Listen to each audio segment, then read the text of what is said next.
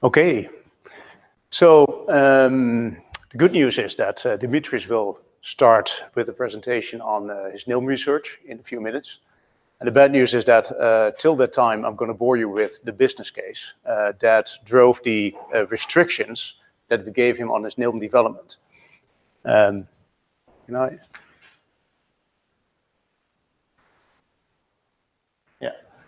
So the market that we're in is that we sell energy insight solutions to energy retailers. And the business case that we see in that market is a business case of retention and acquisition. Roughly the cost to acquire in the energy world is 70 euros. And the retention rate, or the churn is 13%. So the total business case that you have to sell devices, hardware in the field, and to generate recurring revenue, you need to limit yourself to a device that's about $20, and that is self-installed by the consumer. That's quite a steep restriction, given the research that we've seen in the last days on NILM, because it means we can only work with data from smart meters. That data is typically 1 to 10 seconds. The service that we've built on top of that data is an appliance recognition service that gives customers actionable control, that drives them into a usage of an app that customers are still using once a week after 12 months, and that has the opportunity to upsell.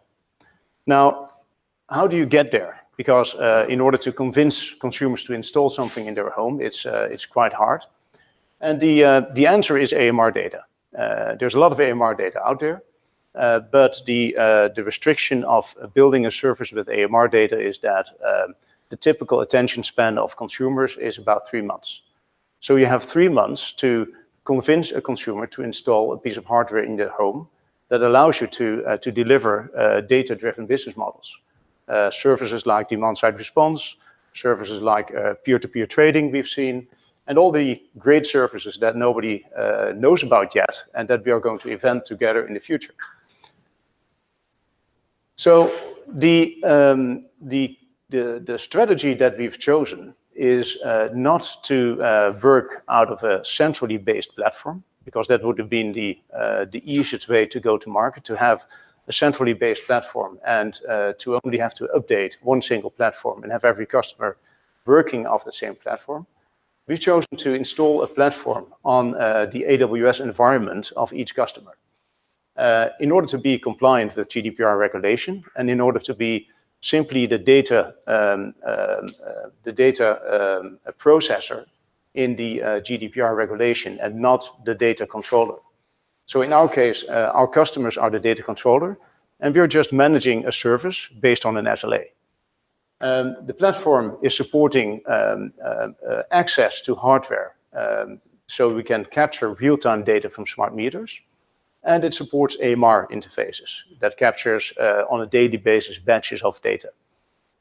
It supports a business logic toolbox, so you can configure all kind of gamification options, communication with customers, quizzes, peer comparison, self-comparison, and it has a NILM block that Dimitrios will tell you more about.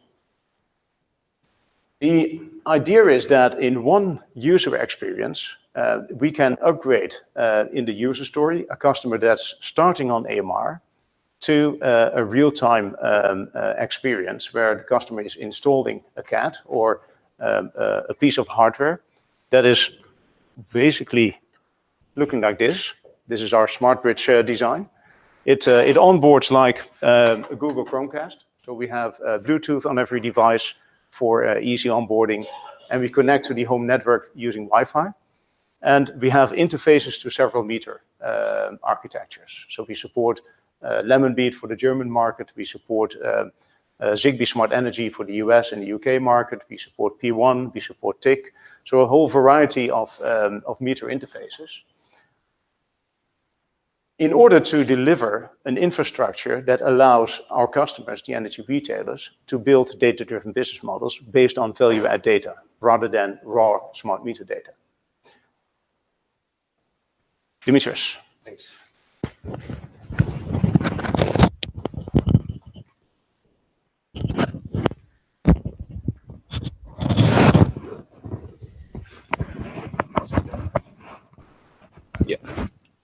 Thanks. Hi. Now that Bert finished with the business and the use cases, I will discuss about some improvements and some new services we have added during the last year that are all of them based on the first phase of NILM and the appliance recognition. So we have utilized NILM as a layer to implement two services on hardware. And one of them is the home state recognition. And for that, we are making use of all three pillars of NetGrid. So we are making use of the hardware. We are developing in-house and the platform and the analytics side. And we are basing our results to recognize in which state a house is on always on standby recognition and refrigeration. And on top of that, we're able to detect with a refresh rate of 1 minute if the house is in sleep mode, is active, so something is happening inside, or it's hyperactive and a lot of appliances are used. So we can get a figure like that. And we're running this on hardware. So after the training phase, there are some numbers saved on the smart bridge that Bert mentioned. And we're able to show through the app at any time in which state a house is, which is something that can be used as a base for a lot of use cases to see what is going on in your house and so on. The next thing we wanted to develop on hardware was a washing machine detection algorithm. So again, after training and saving some important parameters for us to detect the washing machine for a house, so that's a service that is installation specific, it's house specific. We're saving a number of parameters on hardware, and then we're able to identify when a washing machine event is over and notify the end user through his app. And we are planning to do that with other appliances of interest to provide additional services in other countries. So that's a really nice representation, probably better than my figures. That explains the whole thing, how we're able to detect and work with hardware and software in parallel, and have an integration with nice products like Google Chrome, Philips, etc.